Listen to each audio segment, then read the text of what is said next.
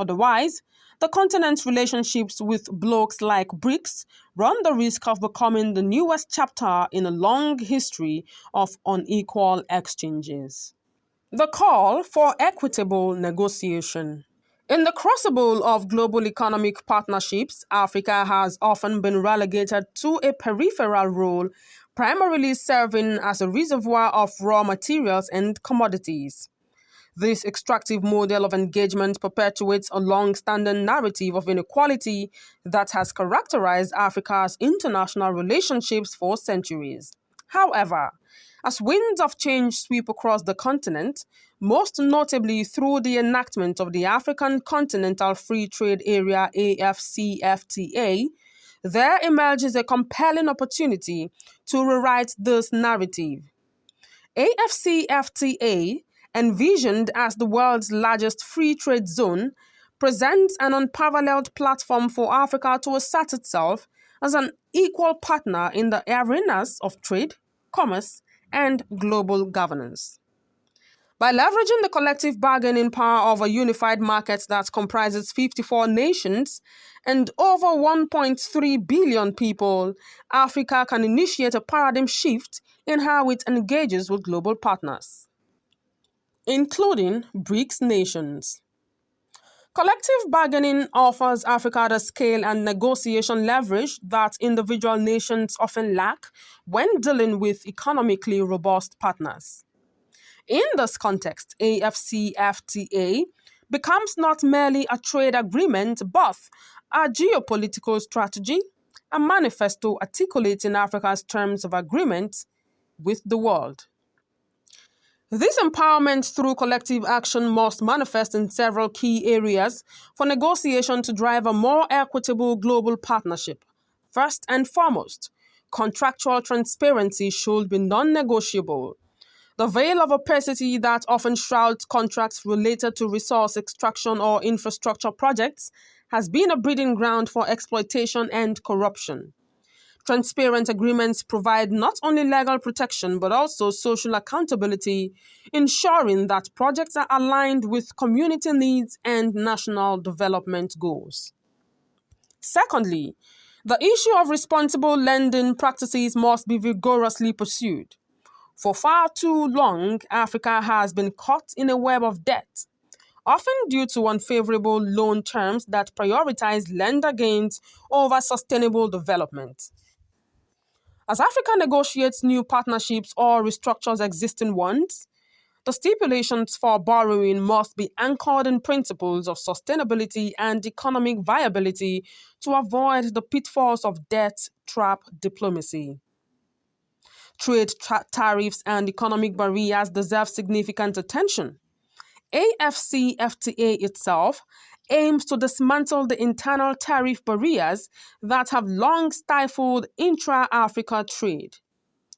As Africa becomes more integrated as a single market, it can negotiate more advantageous terms with global partners.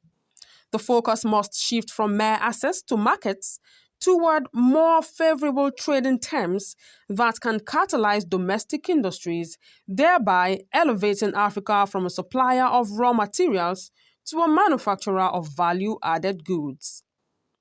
In essence, Africa stands on the cusp of a transformative moment. Its traditional role as a passive player in global economics can and must evolve, replacing outdated models of engagement with new paradigms that emphasize mutual growth and equitable partnerships. The AfCFTA is more than just a trade agreement. It is a vision statement for Africa's future. A future where the continent is not merely integrated into the global economy, but significantly influences its shape and direction. As negotiations unfold, Africa must wield its newfound collective power strategically, ensuring that transparency, responsible lending, and favorable trade tariffs are not just on the table, but are integral to any agreement. This is not merely a matter of economic necessity, but a clarion call for justice, equality, and shared global prosperity. Conclusion: Africa's imperative for equitable partnerships in a multipolar world. As Africa undergoes a momentous phase of socio-economic metamorphosis, its engagements with global power blocs like BRICS, Brazil, Russia, India, China, and South Africa will be instrumental in shaping its destiny.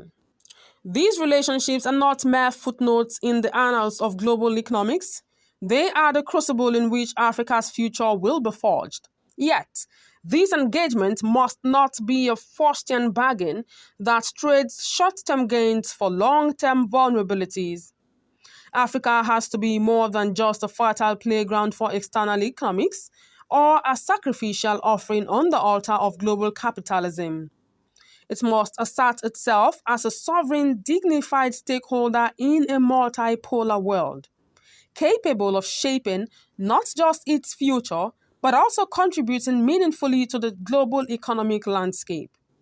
For Africa, the aphorism, if you want to go fast, go alone. If you want to go far, go together, has never been more pertinent. Collective strength epitomized by groundbreaking initiatives like the African Continental Free Trade Area AfCFTA should be the cornerstone of Africa's negotiation strategy with BRICS or any other economic alliance. In essence, the AfCFTA is not just a trade agreement, but a proclamation of Africa's desire to forge partnerships based on equitable trade, sustainable investment, and mutual respect. Rather than being content with a peripheral role, Africa must demand center stage. This involves recognizing and exploiting its leverage as a vast market and the reservoir of untapped potential. However, it is crucial for Africa to understand that these partnerships are not altruistic. They are driven by the self-interest of each nation involved. This is precisely why Africa needs to articulate its own interests clearly, strategically, and unapologetically. By doing so, it elevates itself from a position of vulnerability to one of partnership. In navigating the intricate geopolitics of modern-day economic alliances, Africa's approach must be calculated and precise. The continent must seek partnerships that prioritize not just economic outputs, but also the welfare of its people, the development of its institutional capacities, and the sanctity of its natural resources. Anything less would be tantamount to a dereliction of the very principles that ought to guide international collaborations, mutual benefit, sustainability, and respect for sovereignty. The stakes are high, far too high to leave Africa's role in these partnerships to chance or to the paternalistic whims of historical powers. Africa's relationship with other organizations like BRICS be a judicious blend of pragmatism and aspiration, meticulously planned but audaciously ambitious.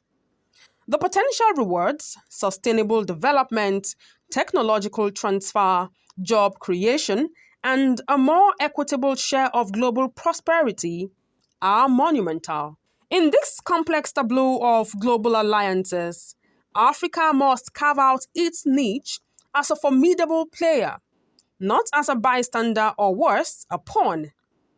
The narrative of Africa as a dependent entity must be shattered. In its place, a new story must be told.